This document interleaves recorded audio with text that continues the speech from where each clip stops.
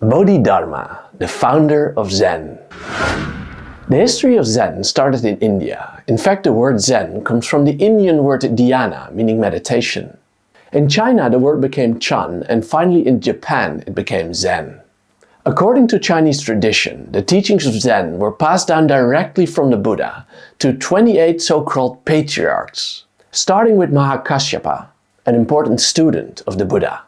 The last of these 28 patriarchs was the eccentric monk Bodhidharma, who lived during the 6th century AD and who brought Zen from India to China. He was known for his unpredictable character and his strange and seemingly illogical conversations.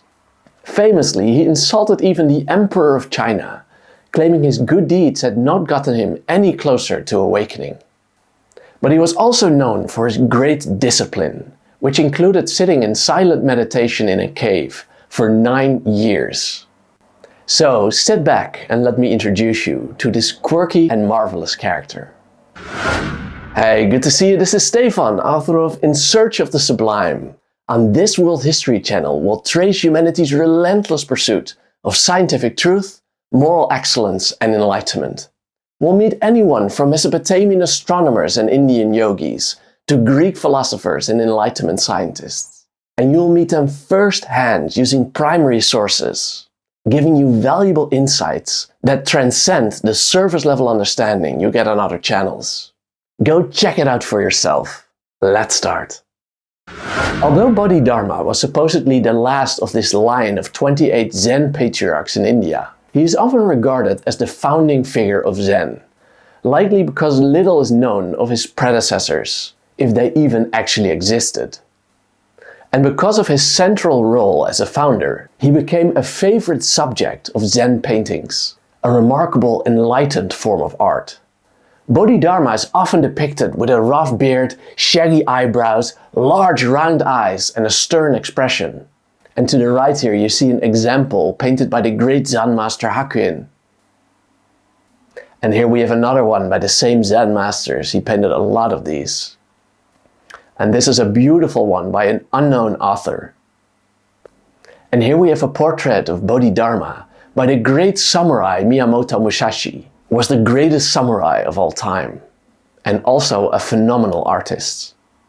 While there are doubts about the historicity of these earlier 27 patriarchs, Bodhidharma, the 28th patriarch, was likely a real historical character. We know this because he is mentioned in a text called The Monasteries of Luoyang.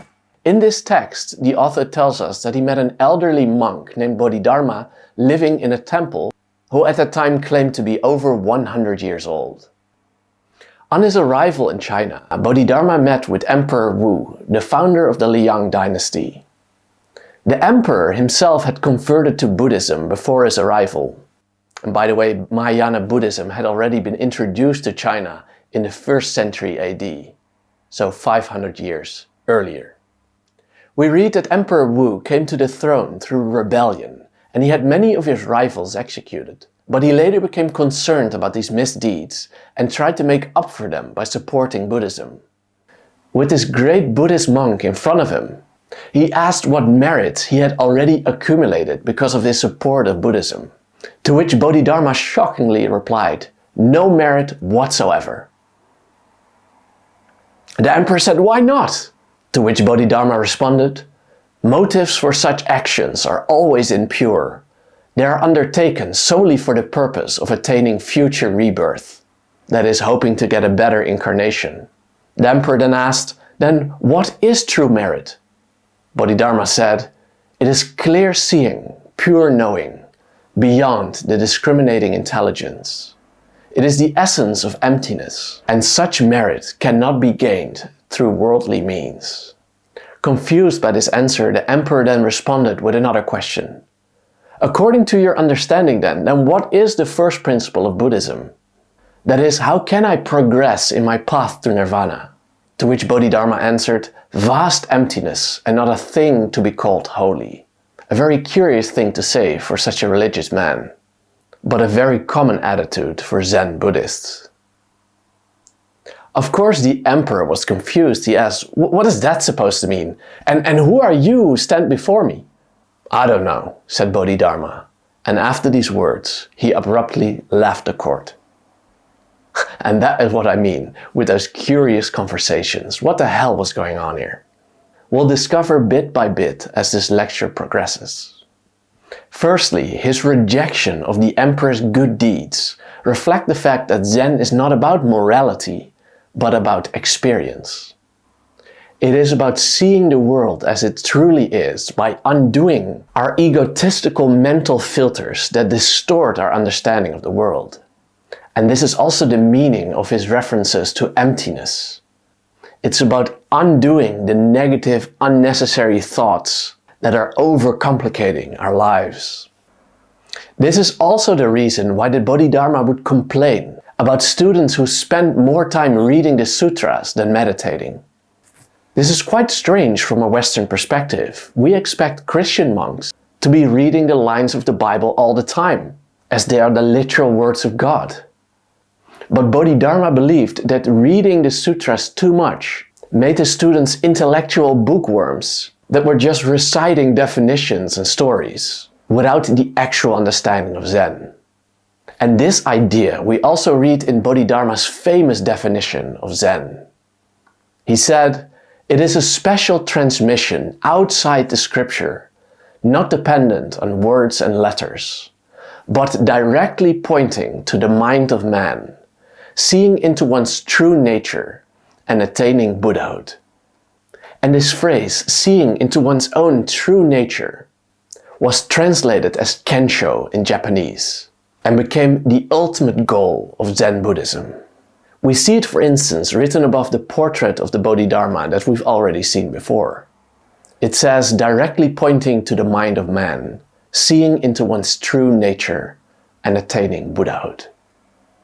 The point of this message was not to study Zen, but rather to become the Buddha through Zazen, or sitting meditation. And Bodhidharma practiced as he preached, for he is said to have practiced Zazen facing a wall of a cave for 9 years without saying one word. And here we see this grumpy man sitting in his cave, facing the wall. At the same cave, he was once visited by the Confucian scholar Ji, Confucianism being the most important moral philosophy of China. We read that Ji had studied both Confucianism, Taoism and Buddhism, hoping to find peace of mind, yet none of these teachings had helped him. Bodhidharma was immediately dismissive of Ji. He suspected him to be yet another student who only wanted an intellectual explanation of Zen, but was not willing to do the actual work, so he just ignored him.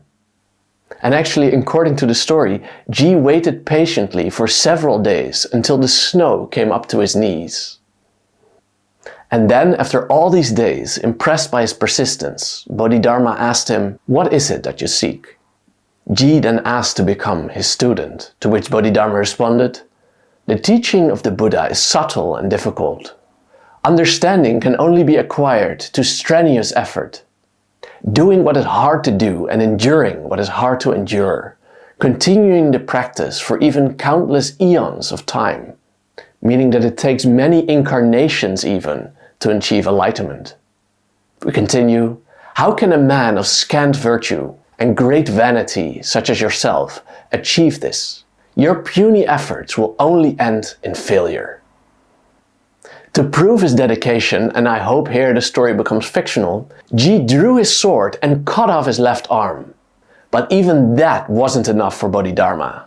"What you seek," he said, "cannot be sought through another," meaning through another person. But Ji then begged him, "My mind isn't at peace. Please, master, pacify it." To which Bodhidharma responded with an absurd request. He said, "Very well, then bring your mind here and I'll pacify it." How do you bring your mind somewhere? Ji answered, again clearly over-intellectualizing things. He said, "I've sought it for these many years, even practicing sitting meditation as you do, but still I'm not able to get hold of it, to get hold of my mind."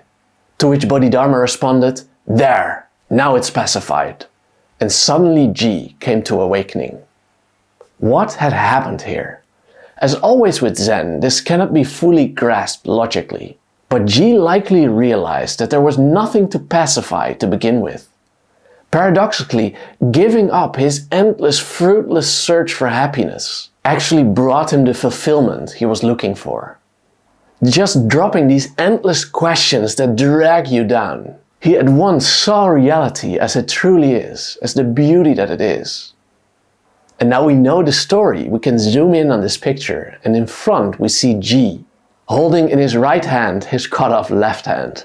Quite a gruesome image if you know that detail.